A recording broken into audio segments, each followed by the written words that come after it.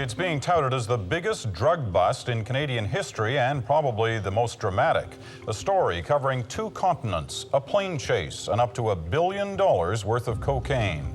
This was a big case. I considered it the largest case I'd ever worked. We did not know anything about the pilot. 23 years for the pilot Boulanger. His name is Raymond Boulanger. Raymond Boulanger. Well, I don't regret it. It was a hell of a lot of fun, let me tell you. It was quite a ride. I was involved in a lot of different operations. Operations supervised by the CIA.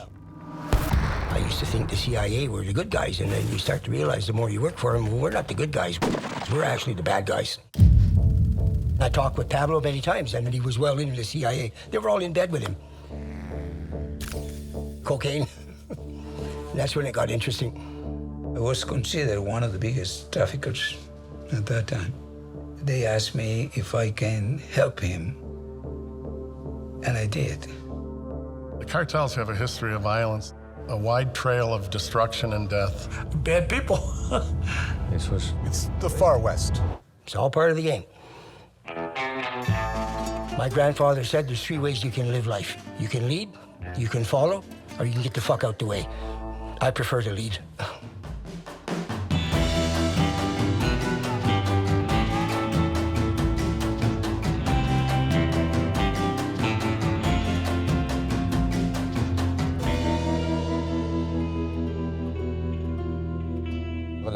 So yesterday, the RCMP carried out the largest drug bust ever in Canada. Donnacona is the biggest penitentiary in Quebec where the most dangerous criminals are incarcerated.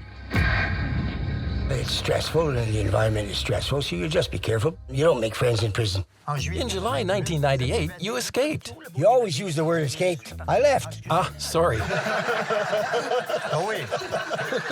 When you don't go back, you don't follow curfew, you've escaped. Knowing him, you should probably look for him in Latin America. That's when he got kidnapped. One of the guys pulled a revolver out and he fired 3 or 4 shots right between his feet. Marxist rebels, here we go.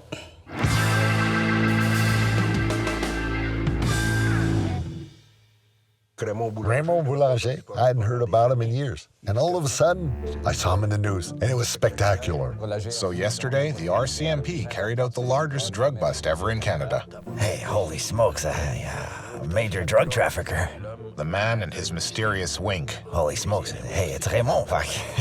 Oh, well, Raymond just got caught. When he was on TV, my friends used to love saying, "Louise, look, your ex-husband." 23 years for the pilot, Raymond Boulanger. I said, what? Yeah, they put us in a maximum security prison because of the time. The length of the sentence warranted that.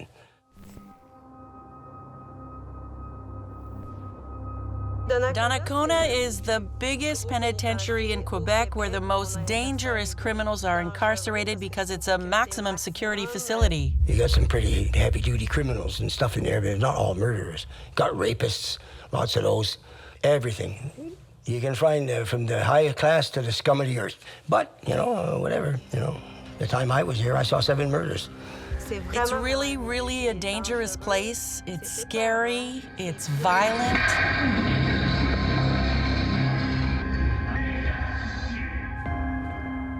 Well, yeah, it's stressful, and the environment is stressful, so you just be careful. But a guy like myself, I'm used to high-pressure situations, so it's not a big deal to me. He was in the same sector as established members of the organized crime scene in Montreal. These people on the outside respected a certain hierarchy. The level of criminal that we are, we're considered the elite of the criminal world, let's put it that way. He's like a comic book hero because of the story. People saw what happened on TV. Certainly what he did was spectacular. People were really impressed by it. Can you imagine what that led to in prison and with criminals? He was seen as a hero for importing such a large amount of drugs. Me and the Colombians, we got along pretty well. We used to do our Cuba Libres, so we had a guy who would do us regular. We paid him for that. It's pure white alcohol, but if you're done with fruit, it has a nice fruity taste to it. It's not bad. You can get anything you want in the jail. Everything has a price.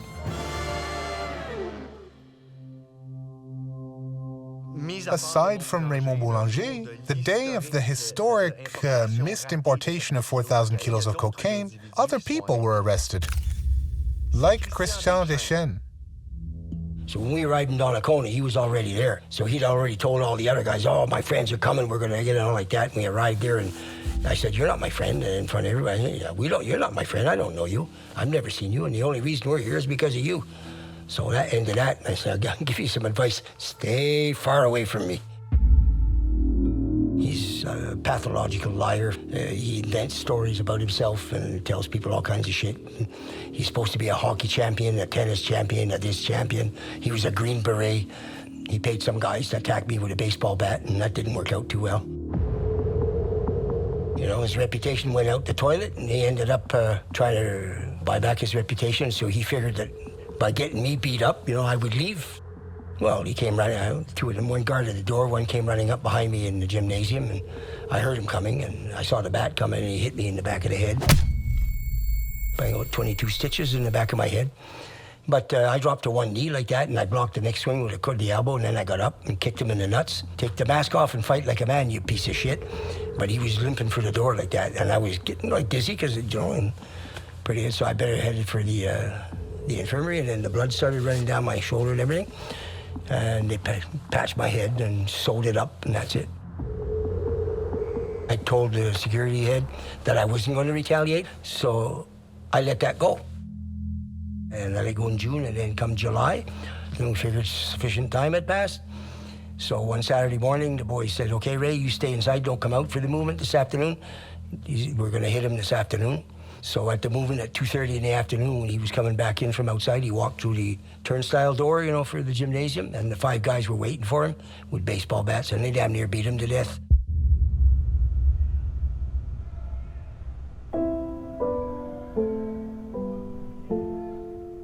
You don't make friends in prison. I kept my 3 guys close to me, but that's it. We generally keep to ourselves, especially in a maximum security prison. But as far as the most difficult thing is just dealing with the whole thing. It's just, you just got to do it. There are days when you don't want, you don't feel like it, but you have no choice. You just do it. You have a lot of things that go on in a prison, especially stabbings and things like that, You see all kinds of stuff like that. So, yeah, you don't let people get close to you, ever. Well, I had to take care of my crew, everything, because nobody abandoned them, so I had to buy everything. I bought all their clothes, I bought all their TVs. Jorge Rojas, he was the ladies' man there. He was, I call him I can't say that politely, but we had a nickname for him. I'll say it, we called him a cunt hound. He was like a lover boy type Latin, a nice little short little guy, but he always sweet-talking the girls and all that. And he sweet-talked his parole officer. And he got caught having relationships with her in the office. They transferred him over to Archie's. 8 months later, he got caught hanky-panky with the Greek school teacher there. So they sent him back to Drummondville. Inmates that sleep with female officers and employees, sexual relations on prison grounds, it happens. And more often than one would think, and without people finding out too. What about you? Never happened to you? No, not interested in that. Everyone was. He was a good-looking man. It was kind of off-putting for me because I was so young then. You have to be careful about that. He's not the kind of inmate you want to be friendlier with because you have to keep your distance to avoid falling for him. I don't sleep with the enemy.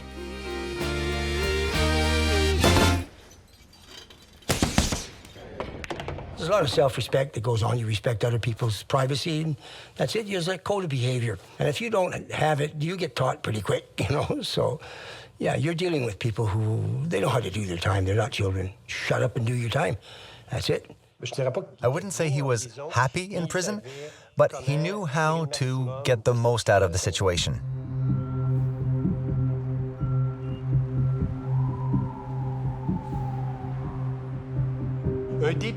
Back then, an inmate who was serving his first federal sentence and hadn't committed a violent crime was eligible for release after serving a 6th of his sentence. The federal prosecutors mentioned that it was indeed the most important importation, but in no way could it be argued that these were ruthless criminals. They weren't violent people. So, as a result, Mr. Boulanger became admissible for an early release after serving a sixth of his sentence. So he was transferred to a halfway house? Hochelaga.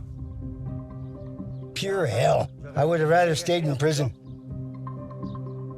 Very, very badly set up. Very noisy, and when you arrive there, you have to share a room with 5 or 6 people, and it's transient. They come and go all the time. I won't get into all the details. It's bloody hell. You couldn't leave anything there, not a toothbrush or nothing, because you'd come back and your stuff would be gone. It's a little disturbing. You were an inmate on parole. What did you expect? A 4-star hotel? No, not at all. But a room to myself, at least. And don't forget that inmates are human. Yes, of course. They have rights. So I said, enough with this kind of shit. You know, I'm not going to put up with this for another 4 years. So I asked for transfer me to the halfway house downtown or to a more suitable one. And they said, well, we don't do that. They refused to do that. And I said, okay, fine. So I waited. So I came to a weekend where I had a 4-day pass. And I had already made arrangements. I just simply didn't come back. Raymond Boulanger was one of the first major criminals to be granted parole after serving a sixth of his sentence. He did 5 years of his 23-year sentence. It isn't widely known, but the police are currently searching for him since his halfway house hasn't heard from him. He escaped 5 months ago. It's a breach of conditions because I was out on parole. I was on pass. I was out legally. So I didn't return. So that's just a breach of conditions. That's all. On Monday evening, Mr. Boulanger didn't report back to the halfway house, so we issued a parole warrant. So it's not an actual prison escape. In July 1998, you escaped. You always use the word escaped. I left. Ah, sorry. It's prison, but outside. When you don't go back, you don't follow curfew, you've escaped. That's the actual term. I dyed my gray hair back to my natural brown color and shaved my mustache. My daughter didn't like my appearance without my mustache. She said, oh my God, that's not my dad. And I remember getting a call from a parole officer. I was asked, do you have any idea of where he could be? And I remember my answer, knowing him, you should probably look for him in Latin America. I met John in Colombia, in Medellin, in 1998. The first time I saw her was when I'd gone to Medellin and we needed to rent an apartment. And her company, that's what her business was leasing real estate, stuff like that, and that's how I met her. I showed him many apartments, and he didn't like any of them. On the Monday, I saw him again. I showed him another one. He liked it. So he moved in there. He said he wanted to thank me by inviting me to dinner. Yeah, and we hit it off pretty well, and we got a close relationship going pretty quick. The chemistry was right at the beginning. And that's how our story began. It was like love at first sight. The attraction was strong. We just kind of sort of got together and stayed together, and then we had our cats and the dogs and everything. We were a pair for quite a while. He's a very kind-hearted person. He's very sensitive and simple. It's only a little later into our relationship that he confided in me and told me what he did in life.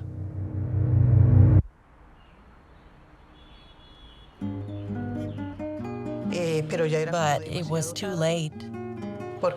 Because I was already in love with him. She didn't know anything about my business, no. You do the business, you don't talk about it. But as far as she's concerned, and still today, she knows my business is aircraft. You know, it's generally aviation-related work, so she's aware of that. But she's not aware of what goes on the other side. And that wasn't her business, and we don't talk about that ever. We settled down on a farm close to Llano Grande, and during one of his business trips, he went to Tame, close to Arauca. That's where he was kidnapped. We were going to Arauca, and the reason we were going to Arauca is I had a comandante for that area of the FARC, which is the large revolutionary group in Colombia, which we worked closely with the cartels. My partner and I were on our way there to make arrangements for fuel transportation. Tammy was the last stop before Arauca, and it blew a tire on landing. So the airline said it was going to take 3 or 4 hours for us to get the tire replaced, fix it all. So we'd have to wait. So we said, okay, we'll take a taxi. We'll go down to the village for lunch in Tammy. But we were in a red zone, which was controlled by the ELN. The ELN is a guerrilla group that was born from the Cuban Revolution and Che Guevara's FOCO theory. The guerrilla group has a very radical ideology that stems from a mix of Catholicism and communism. Imagine what that can lead to. Actually, the ELN consolidated their control by committing extortion for a major international oil corporation, and they also took control of oil pipelines, so the attacks on the pipelines. But in the 90s and 2000s, they got involved in drug trafficking, and to this day, they are narco-traffickers.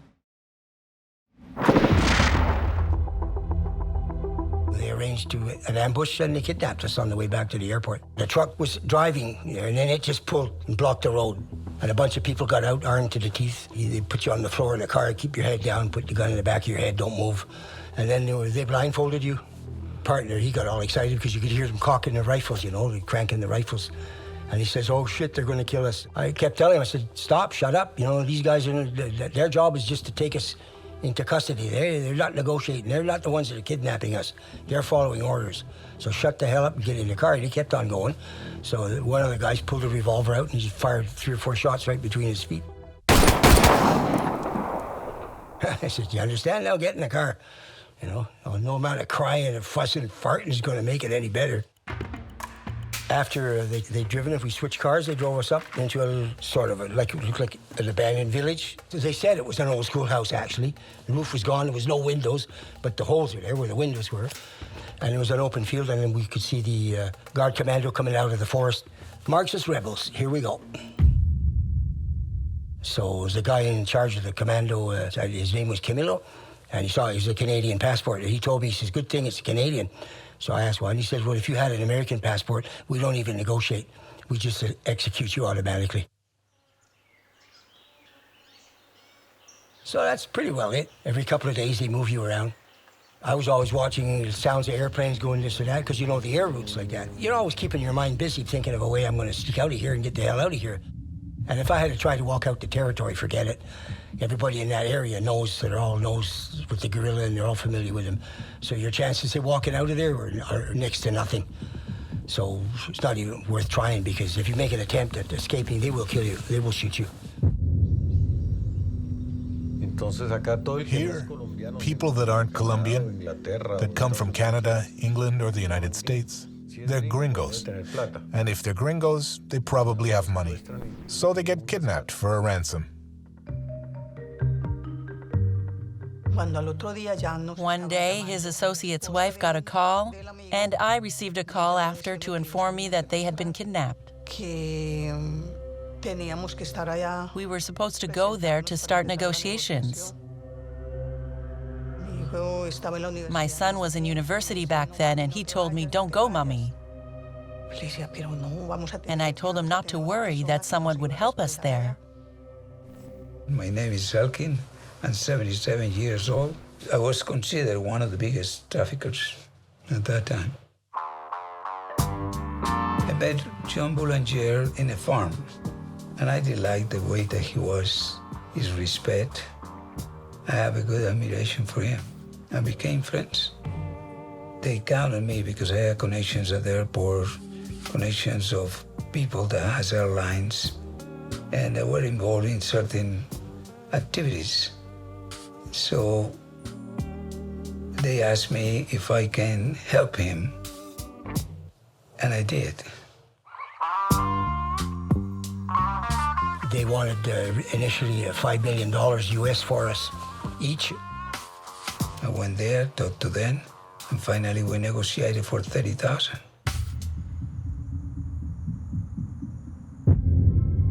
To complete the negotiations, we had to bring them the money, and they went off in the mountains to count it.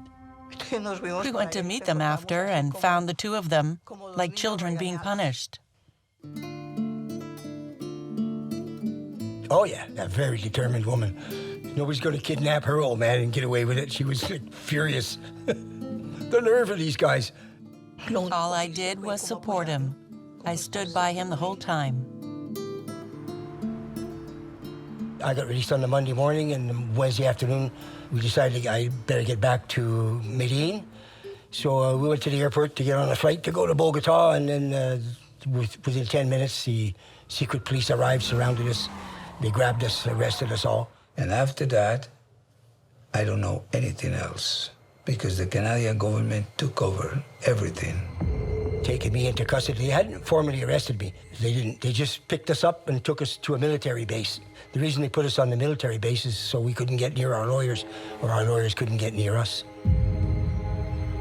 I said, Chinese kidnap, you have no legal right to arrest me. So what the sneaky buggers did is they arranged to have me kidnapped by the Colombian secret police after I got released by the rebels. They couldn't arrest me until I was on Canadian soil, which is what they did when I arrived in Toronto. It's annoying, but what are you going to do about it? Well, they took me to the RCMP headquarters, interrogated me for about 3 or 4 hours. So I made arrangements to go to Canada and went to visit him in prison. And while I was there, once again, he escaped.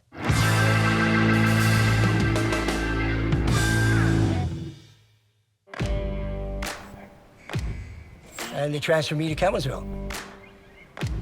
I wasn't happy with the situation, but I don't get angry about it. I don't get angry, I get even. I'm already thinking how I'm going to fix this. My mind's always working ahead. And they told me I was up for parole that fall. And they said, we're not going to recommend you for parole. I knew they weren't. And I said, okay, fine. You don't want to give me parole? I'll parole myself. So I was in Cowansville until the fall, and then in the fall they had moved me from Cowansville to Saint-Anne-de-Plaine. And then from Saint-Anne-de-Plaine, I spent a year there, and I was out on work codes. We were installing electrical wiring and electrical junction boxes in the old Presbytère house in the church in Saint-Hermaus. And I arranged my things, so the next week I went out to do my code. And on noon, on the lunch break, my guys drove up, I got in the car, and I left. Within half an hour, I was already in my chalet. Well, it was all over the news that I had escaped again.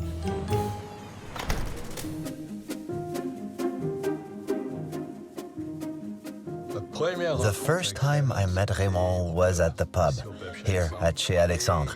He was very discreet about his activities. He never talked about them. We all had our doubts.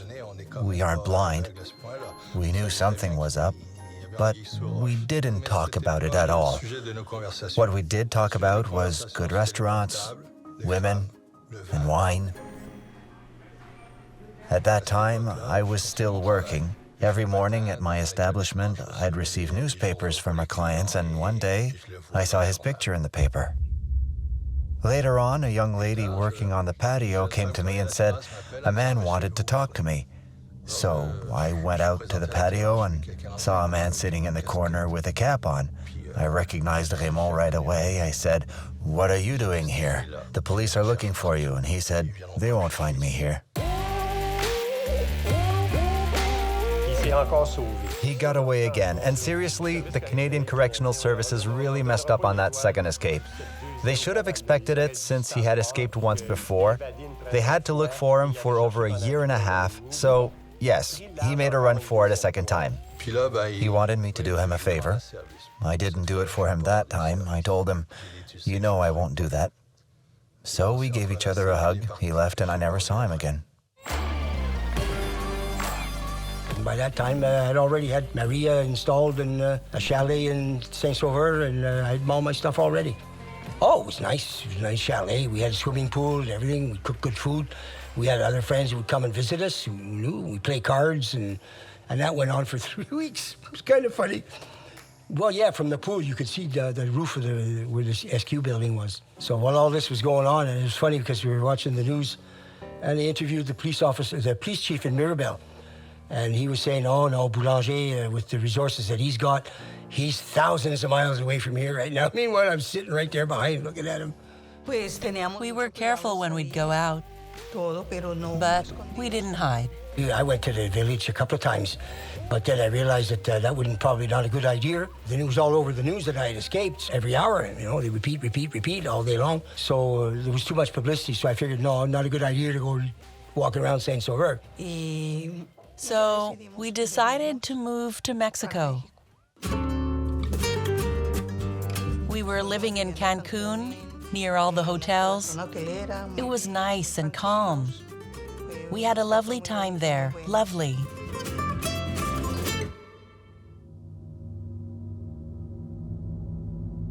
My dad had his illness that progressed to the point where couldn't really be left on his own anymore. He collapsed on the floor a couple of times. So we moved him into the Veterans Hospital in St. Anne de Bellevue. And that's why I had to come back and take care of getting that organized. And I ended up getting captured here again. I went to transfer money to my travel agent in Toronto in a Western Union, and I used a fake Quebec driver's license. And I handed that in. She asked for ID, and I gave her the ID. I shouldn't have given it to her. I didn't have no legal requirement to do that. I just gave it to her. And she called the cops and stuck me in a cell and asked me, they checked out my documentation. It took them about an hour to find out who I was. And they were pretty ecstatic. Well, look who we got here. Raymond Boulanger was arrested as he was trying to cash in a check using a false identity. He escaped a year ago. It was his second escape, in fact.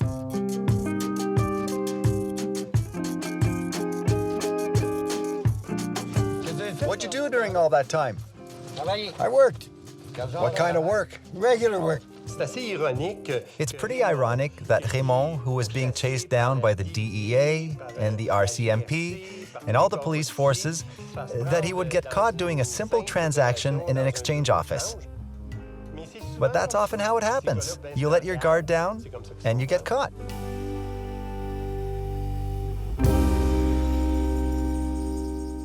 Raymond Boulanger appeared for 30 seconds before a judge in the Saint-Jérôme courthouse. So the judge tacked on 4 months and 2 days to my 23 years, which I thought was kind of ridiculous. The 4 months I can get, but I had to laugh, and I asked the judge how the hell he figured out 2 days.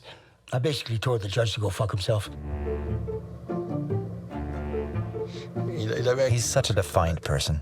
My lawyer said, we better get out of here before he slaps you with another 6 months. But I gave the judge a little, this is Italian for fuck you. One thing is certain, his first escape fueled a huge debate about the parole system. After a second escape, he can expect very little chance of getting parole again.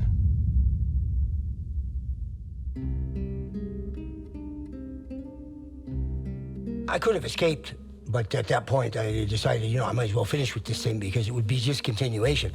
The problem is when you escape, they just stop the clock. It's not like your sentence is going to finish when you're outside. When you escape, the clock stops. And when they catch you again, it doesn't matter if it's 100 years later. They'll start the clock again and you'll still finish the sentence. So after the second time, I figured, might as well get this over and done with. It isn't worth it, Okay. Fuck it. I wasn't planning any other escapes after that. I said, let's deal with this. So my dad, I got out to see him in 2006 in August. They took me for a coat to go visit him. He didn't even recognize me anymore. He was so far gone there. His mind was not there anymore. And he'd shriveled to practically nothing left of him. And that was nice of them. They took me there. They kept me in handcuffs and shackles and everything, 2 armed guards. I'm a pilot flying drugs, and here's 2 guys armed, escorting me there with my feet shackled, and I'm shackled to visit my dad in the hospital. I mean, really. I lost all respect for the system after that. And I asked for a code the month after that, but before I got approved for another code, he died November 6, 2006.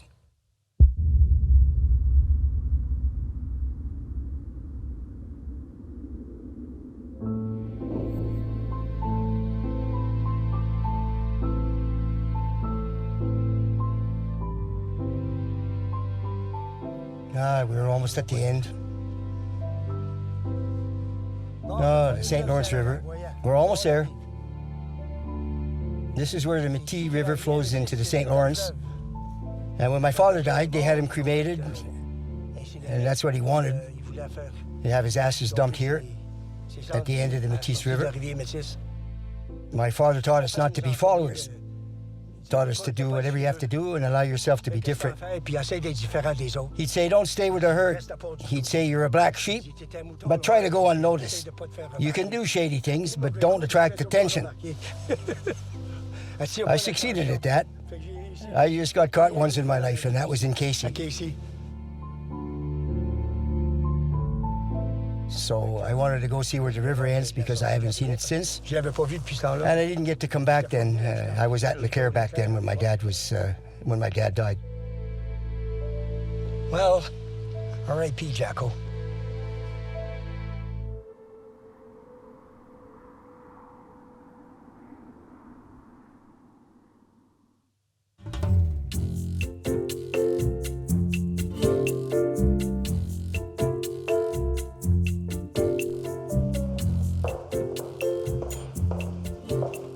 This morning I posted on Facebook in English and French. 23 years, 4 months, and 2 days. Paid in total today. It's just about the same feeling as when you're being shot at or when you're in a dangerous situation and all of a sudden it's over. Oh, let's get the fuck out of here. Ciao, adios.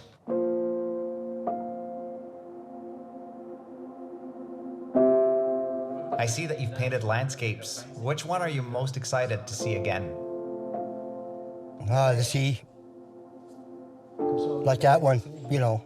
I love the sea. That's that. That's like Tierra del Fuego, the south, at the southern end of South America. That's what it looks like.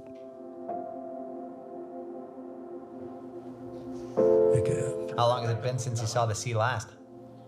Yeah, it's been many years. What? Yep.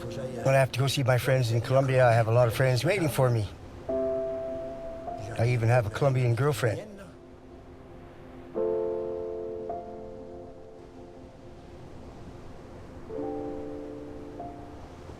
I did my shift. I'm over it. Time to hit the beach. Voyager. Travel a little and that's it.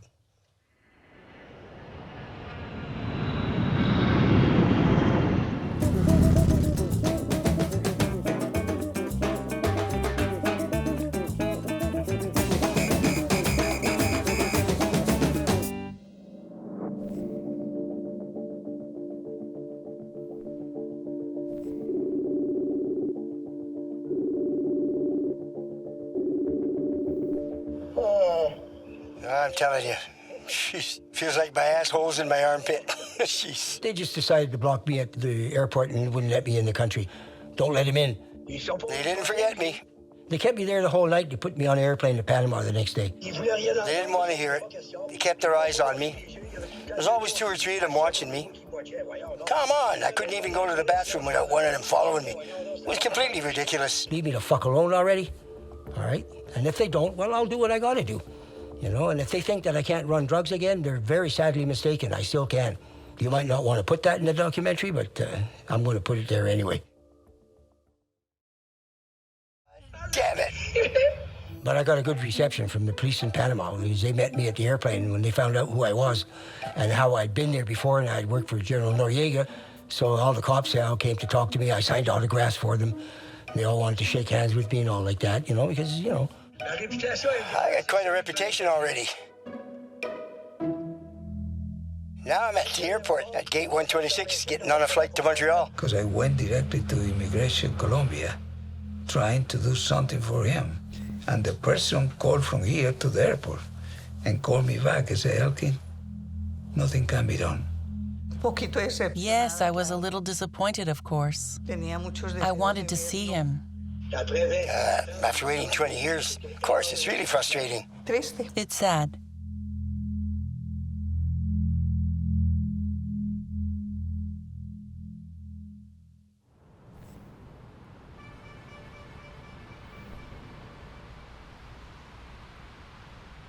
Montreal. We're in Montreal. On s'en va au consulat. We're going to the Colombian consulate. C'est mon anniversaire. It's my birthday. I'm 72 today. Oh, my. Can't believe I made it to be 72 years old.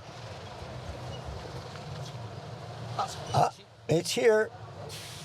Okay, see you later.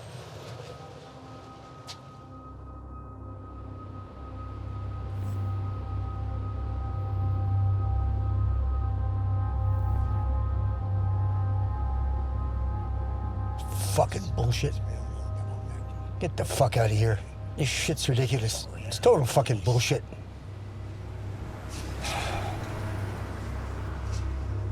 It's beyond ridiculous, you know. It's really... it's not complicated, for fuck's sake. This is a nightmare. People like that should be shot.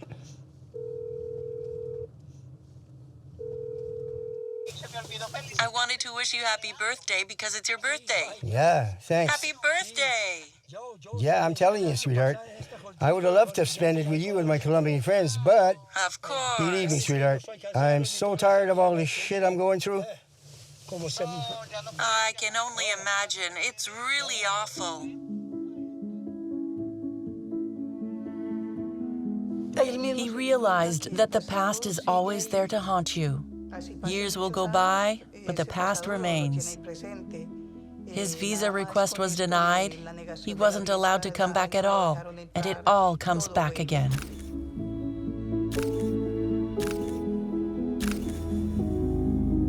It's always there. I paid my damn debt to society. Enough already. Cost me 23 years, 4 months and 2 days of my fucking life. That's enough. Leave me the hell alone, all right?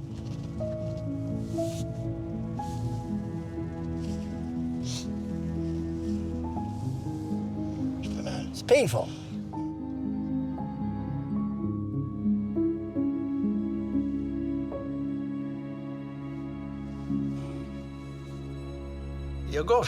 Raymond ruined his life. You know, you can't... he had such a bright future ahead of him, but I think he ruined his life by doing those kinds of things. That's Raymond. To me, he's simply my first husband. He's a guy I was once in love with. He's a friend, and he'll always be a friend. Everybody's going to say he's a friend, but in reality, he's alone. I'm 72 years old, and a lot of the guys are 4 or 5 or 6 years older than I am. I was always the young guy in the pack. So the other guys, you know, a lot of them have passed on. You know, there's not that many left. Let's say I don't envy his situation. Often what gets to guys like that is their loved ones and the pain they cause them because, as well as their absence during incarceration, when they get out, they realize what a huge part of their life vanished. He got 23 years and he had to do his time. Parole board wouldn't allow me to even fly it for the first 2 years after I came out.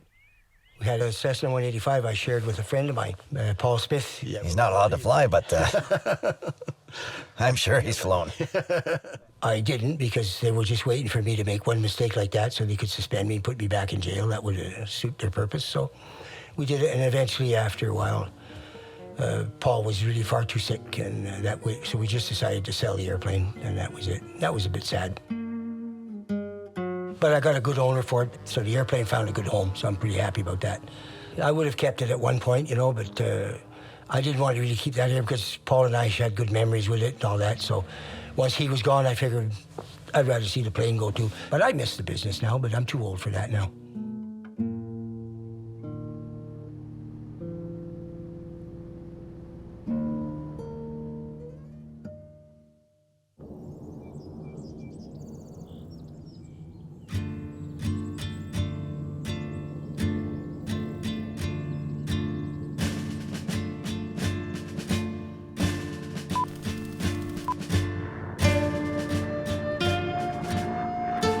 None of us survive life, no matter what you got, no matter how healthy, how wealthy you are. Life doesn't give a shit. You're born and you die.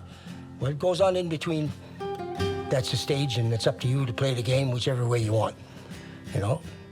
My grandfather said there's 3 ways you can live life.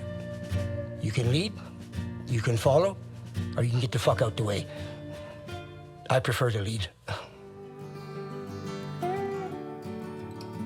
When I go to bed, I wonder if I'm going to wake up in the morning sometimes. Yeah, that happens. But those are when I'm feeling bad. I have good days and I have bad days. Oh, that's huge. I just stabbed myself in the stomach with my glasses.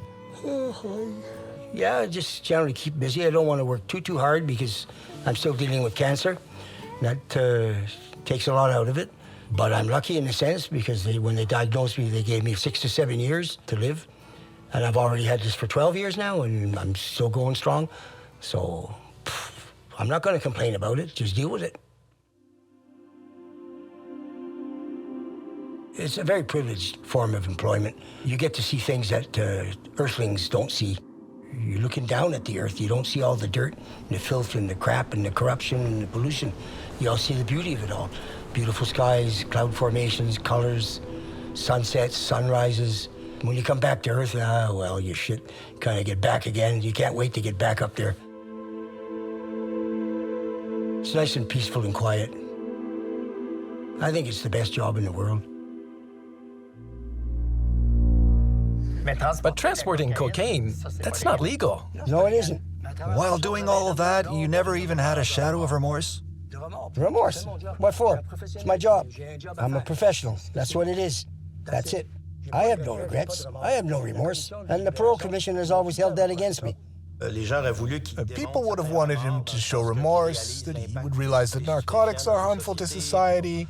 But his point of view is, listen, I'm not doing anything wrong. I'm just transporting drugs. I'm not forcing anyone to take them. I don't sell any. I do deliveries. I'm a professional. That's how he saw it. That's how he saw it. He's just trying to legitimize his own actions, after all, you know? It's also a way of getting himself out of the guilt spiral, right? If he feels guilty on some level. I'm not sure.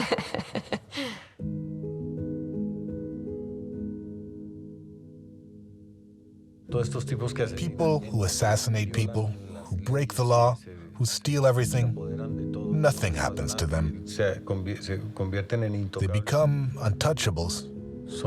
Heroes. I don't think he's a hero, but rather a protagonist of his time. Raymond Boulanger. He made all his dreams come true. Things didn't turn out as expected in Casey. Maybe what happened to him in Casey, being captured like that, protected him from future hardship. He's still around today, and there's definitely a huge page of Quebec's aviation history that's dedicated to him. People tend to forget quickly in Quebec, even though the plates say Je me souviens. People forget their history. He's part of Quebec's history. He's a criminal, but he has made history. He's taken an atypical path, and he was a true mercenary. Mercenaries of his caliber, as far as I know, other than him, there have not been many in Quebec.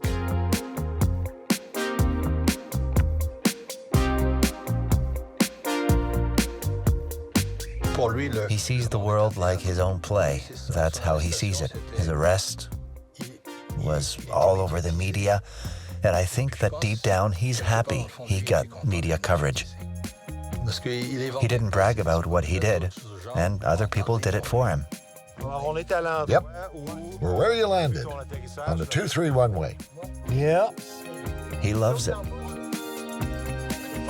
Can you do the same wink? What are you going to do? I recognized you.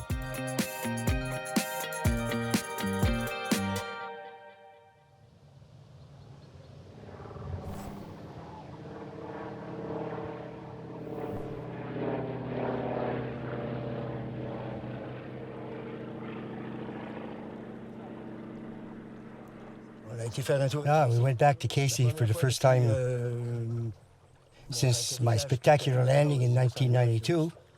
Yep, it felt funny. Yeah, it was funny. Yeah. I was looking at the spot where my plane was, and what a fuck up. Anyway, it's done. You have to look ahead, and the past is past. You pick yourself up and you say, what can I do today? You can't focus on the future too much. You gotta go with the flow.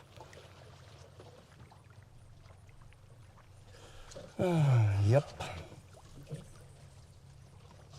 I remember being there and looking at the plane and thinking, this isn't fucking possible, you know. I've flown in many dangerous situations, and to see it end this way, and see it all fall apart, it all fell apart because of an idiot. One fucking idiot. Not to mention all the money that was lost. But the worst part is all those years that the guys lost in prison, all the years I lost. It was hard on my family too. Anyway, I remember my plane being there and thinking, God damn it.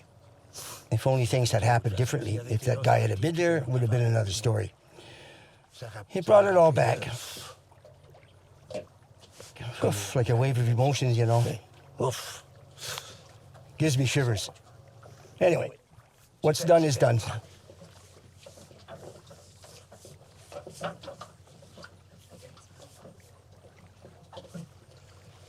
Don't film this. I'm overwhelmed. Don't dwell on it, because it's overwhelming.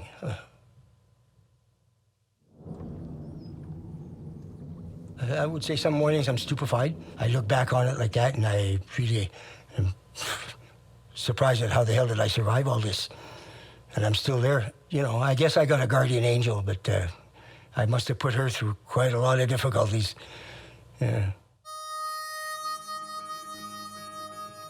Raymond Boulanger, I'll let you have the final word. Have you been rehabilitated? Yeah. You mean would I transport drugs again? No, that's over. My career is over. I'm retired now. Okay, you're retired, but you weren't rehabilitated. You're retired. There's a difference. Yeah, slight one.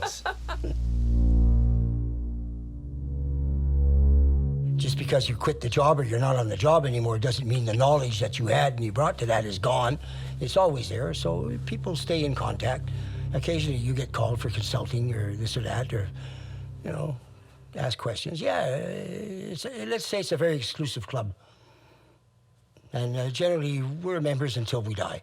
There's stuff I'm not going to tell. Of course not. Everybody's got little secrets. That's secret. Nobody goes there.